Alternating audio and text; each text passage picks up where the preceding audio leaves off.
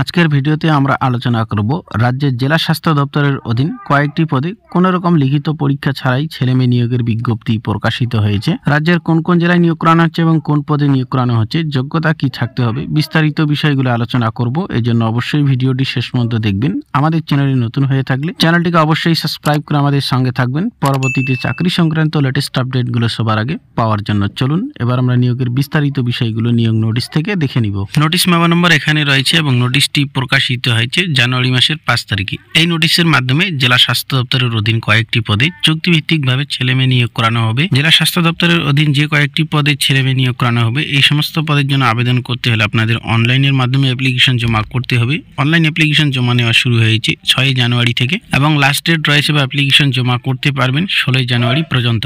এই সমস্ত পদে আবেদন করতে হলে আবেদনকারীকে অবশ্যই একজন পশ্চিমবঙ্গের স্থায়ী বাসিন্দা হতে হবে এবং স্থানীয় ভাষায় জ্ঞান থাকতে হবে। চলুন এবার আমরা ভ্যাকেন্সি ডিটেলস গুলো নিয়োগ নোটিশ থেকে দেখে নিব। 1 নম্বরে রয়েছে name of the post community health assistant. এই পদে নিয়োগ করানো হবে এবং শূন্যপদ 9টি রয়েছে। ক্যাটাগরি ওয়াইজ শূন্যপদগুলো দেওয়া রয়েছে, দেখে নেবেন কোন ক্যাটাগরিতে কটি করে শূন্যপদ রয়েছে। প্লেস অফ পোস্টিং গুলো দেখে নেবেন। এই পদের জন্য শিক্ষাগত যোগ্যতা এখানে চাওয়া হয়েছে।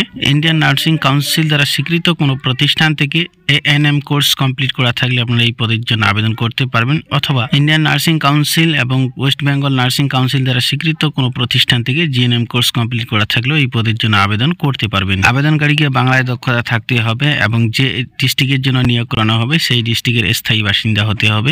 ANM অথবা GNM রেজিস্ট্রেশন সার্টিফিকেট থাকতে হবে, তবে আবেদন করতে পারবেন। এই পদের জন্য বয়স থাকতে হবে 21 থেকে 40 বছরের মধ্যে, তবে আবেদন করানো যাবে। এই পদের জন্য বেতন দেওয়া হবে 13,000 টাকা পার মান্থ হিসেবে। মোড অফ সিলেকশন প্রসেস গুলো দেখে নেবেন। 2য় নম্বর পোস্ট রয়েছে স্টাফ নার্স। এই পদে নিয়োগ করানো হবে এবং শূন্য পদ 8টি রয়েছে। শিক্ষাগত যোগ্যতা আগের পোস্টের মতোই সেম রয়েছে। ডিজারেবল এখানে রয়েছে। হসপিটাল সেটিং এ আপনাদের কাজের অভিজ্ঞতা থাকতে হবে, বয়স সেম রয়েছে এবং এই পদের জন্য বেতন দেওয়া হবে 25,000 টাকা পার মান্থ হিসেবে। 3 নম্বর পোস্ট রয়েছে স্টাফ নার্স। এই পদটি রয়েছে পৌরসভার অধীন, শূন্য পদ 1টি রয়েছে এবং যোগ্যতা সংক্রান্ত বিষয়গুলো সেম রয়েছে। এই পদের ক্ষেত্রেও বেতন দেওয়া হবে 25,000 টাকা পার মান্থ হিসেবে। এই 3টি পদের ক্ষেত্রে অ্যাপ্লিকেশন করতে হলে এখানে অ্যাপ্লিকেশন ফি চাওয়া হয়েছে। 100 টাকা অ্যাপ্লিকেশন ফি জমা করতে হবে আনরিজার্ভ ক্যাটাগরিদের, এবং রিজার্ভ ক্যাটাগরি ক্যান্ডিডেটদের জন্য রয়েছে 50 টাকা অ্যাপ্লিকেশন ফি জমা করতে হবে এবং অ্যাপ্লিকেশন ফি জমা করতে হবে ডিমান্ড ড্রাফটের মাধ্যমে। সাথে নিয়োগ সংক্রান্ত অন্যান্য বিষয়গুলো অবশ্যই নিয়োগ নোটিশ ডাউনলোড করে ভালো করে দেখে নেবেন। নিয়োগ নোটিশের লিঙ্ক ডেসক্রিপশনে দেওয়া রয়েছে, সেখান থেকে নোটিফিকেশন ডাউনলোড করে ভালো করে দেখে বুঝে তারপর এই সমস্ত পদের জন্য আবেদন করবেন। নোটিশটি প্রকাশিত হয়েছে গভর্নমেন্ট অফ ওয়েস্ট বেঙ্গল,